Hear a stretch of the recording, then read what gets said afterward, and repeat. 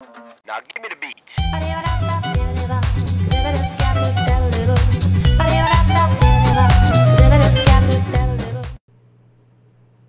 Hello everyone and welcome to Tom Clancy The Division. So I'm here in the beta, got access to it today on PC. This is being played on the PC using my internal capture card. First of all, you might notice in the top left hand corner there is an FPS counter. I didn't bother changing settings, I didn't mess around with anything. The game was running at 30 FPS by default. There was no, even when not recording, there wasn't really a way of getting it higher. It was between 30 to 40. So, you know, at the moment, that FPS kind of isn't an issue from what I found. So, first of all, what is Tom Clancy The Division? Well, Tom Clancy The Division is described as an up-and-coming online-only open-world third-person shooter, which is what you're going to be seeing here. So, basically what that means is wherever I am in the world, somebody else could be. I could bump into another player, where I can see their level, interact with them, talk to them, use voice communication, use absolutely everything with them to help me play the game, help them play the game. We can work on missions together, we can kill the same person and clear them, we can join groups. You know, it's endless possibilities of what you can do. You're currently seeing me do the base area once you've got past the prologue. Basically you start off with a base of operations and the task is going around getting a few areas cleaned, and you should be able to then build up your base. Currently in the beta, obviously there are a few limitations, but a lot of it's still quite enjoyable. So you can see in the clip here we are going into the base of operations. It's kind of your safe haven, a bit like in Destiny where you get the tower, I believe, and you can kind of go there and try it out. Stay safe, you can level up your weapons, store any gear you don't want to take out with you or don't have room for, sell gear, vendors, or etc. And there is another area, the PvP area, which I will be showing in a future video, which is already recorded, but that's because this is the day of release, so tried to get as much as I could done. So yeah, so obviously this is a third person shooter, as you will have seen. There's no first person, and it makes something quite different. The game has a lot of survival elements as well, so you do need to duck between cover, and there's lots of different things you can do. So it makes the game have kind of a strategic style as well. And in this clip here we can see the different sections you get in the base. So we start off with the you have a tech wing, security wing and medical wing, and to level those up you need to, first of all, you need to get someone to come and work there, and then you go around finding drops for supplies for each of them, bring them back, and you can spend them on upgrading them. The upgrades give you bonuses to extra skills, extra abilities that you can use, like extra med packs, and all those lots. So you can see here, obviously we try and boot it up, but it's obviously offline. So you can see that everything. So currently the only one that's available in the beta is the medical wing, but obviously there's a few more things to come out, and we can see here there are the weapon vendors. Which you can see, it's got a very interesting menu layout as well, and it's something that I actually found quite cool. I quite like the menu system and how it was quite difficult to get used to, and exactly how the game runs, but it's something you kind of move into. So this is the shop layout where if I actually stay into the shop for a long enough amount of time, you can see it displays every item. You see a picture of it, gives you enough stats, and then you're able to kind of move on to either buying or selling items. You get a currency, base currency in the main area, and then you get a separate currency in the PvP area. So all the PvP stuff and the normal world stuff are separate, so you can't just have your OP PvP gear in the main zone. The main area is fully PvE. You can help people out, but you can't kill them. If you go to the PvE zone, or PvP zone, sorry, which is called the Dark Zone, you can be killed, you can kill people as well. So there's a lot of different things you can do with that. So we move on here into a bit of more out of the base operations. You can see we're kind of running around The game looks really impressive at the moment. We're kind of in a snowy city, I believe it's New York, and everything's kind of gone to shit basically. It's gone fully apocalyptic. I believe the main story, basically, yeah. So it's a mid-crisis New York. Everywhere is kind of destructive. You can destroy things, and everywhere is free for you to explore. You can go up every road. You can go in a lot of the buildings, and not most of them you can't, but there are a lot of buildings you can go into, loot, things like that. So you can join up in a group with a max of 4 people in your group to play kind of cooperate in the map. And every time you go somewhere, you can kind of get around with different jobs. So for example, there are a lot of civilians and there are a lot of normal, there are a lot of enemies to kill as well.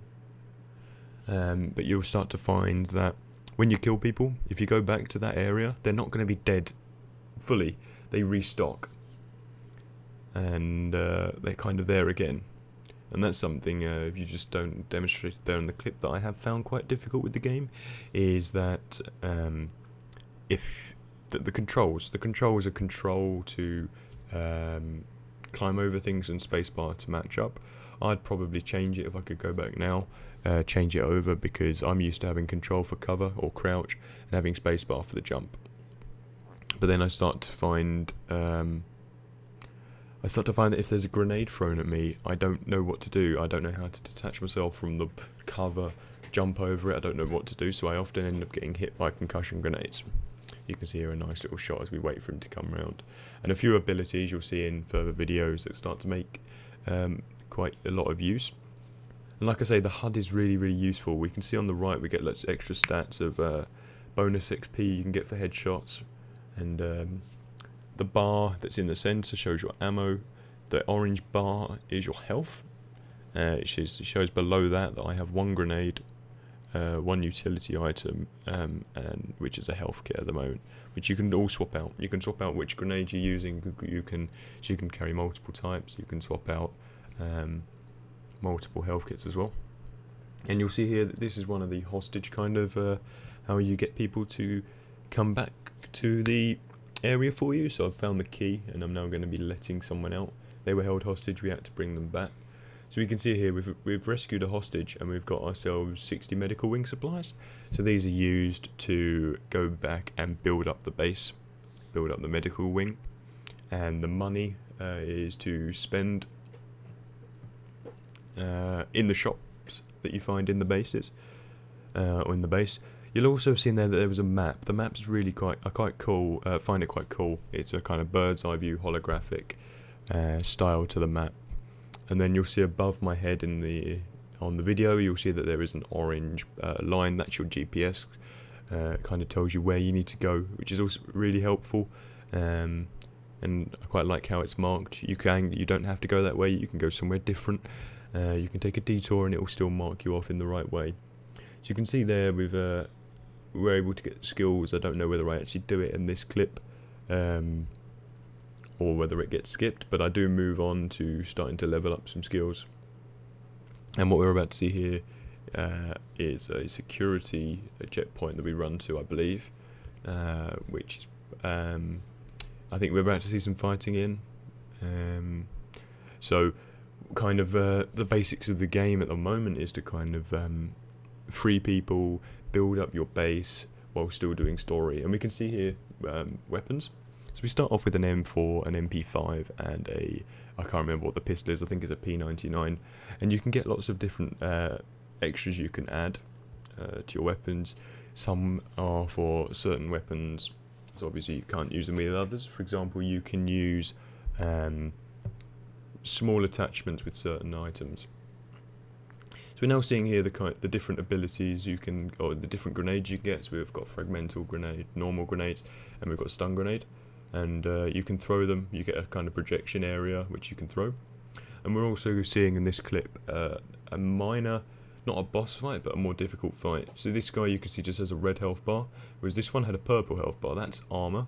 So they've got a lot of armor in them. And you'll see our health bar's gone a bit low. So by pressing V, you can see that we were able to heal up there. And there's another guy up here.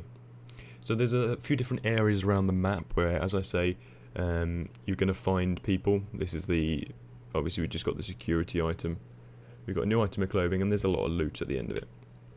I don't believe you're able to loot things again, but the people will respawn. So because it's open world, you can still go past and help someone else. They're not all going to be the same. If you clear it out, it's not going to, it might be gone, it'll be gone for them as well for a small amount of time, and then it will respawn.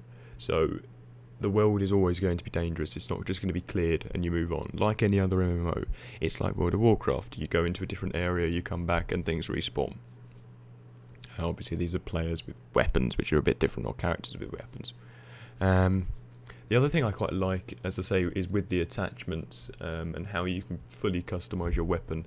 If you want to add a certain scope, you want to add, a certain mag, a certain type of mag, or a barrel. You're able to, and it gives you a bonus for certain things. Like in one of the clips, and I don't believe it's this one. I think it's in my next video or two.